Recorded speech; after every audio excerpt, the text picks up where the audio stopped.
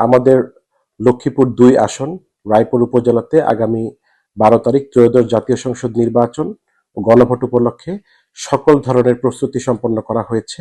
ইতিমধ্যেই আমরা আমাদের আওতাধীন ৮২টি ভোট কেন্দ্রে আমরা নিরাপত্তার জন্য সিসিটিভি ক্যামেরা সংযুক্ত করেছি এবং এই বিষয়গুলোকে আরো কঠোরভাবে মনিটরিং করার জন্য আমরা আমাদের উপজেলা প্রশাসনের মাধ্যমে আমরা উপজেলা নির্বাহী অফিসারের কার্যালয়ে আমরা এখানে একটি কন্ট্রোল রুম স্থাপন করেছি।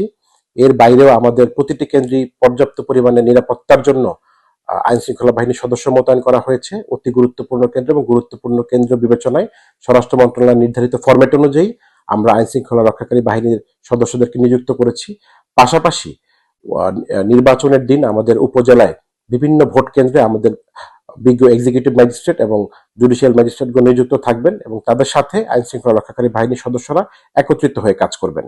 আমাদের রায়পুর উপজেলায় নির্বাচনের আগে পরে এবং নির্বাচনের দিন প্রায় ২,০০০ আইন শৃঙ্খলা রক্ষাকারী বাহিনীর সদস্য আমাদের বিজ্ঞ এক্সিকিউটিভ ম্যাজিস্ট্রেট ও জুডিশিয়াল ম্যাজিস্ট্রেটদের নেতৃত্বে কাজ করবেন।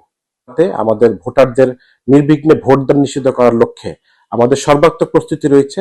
আশা করি এই উপজেলার কোথাও আমাদের ভোটাররা ভোটদানে কোনো রকম বাধা বা কোনো সমস্যার সম্মুখীন হবেন না ইনশাআল্লাহ।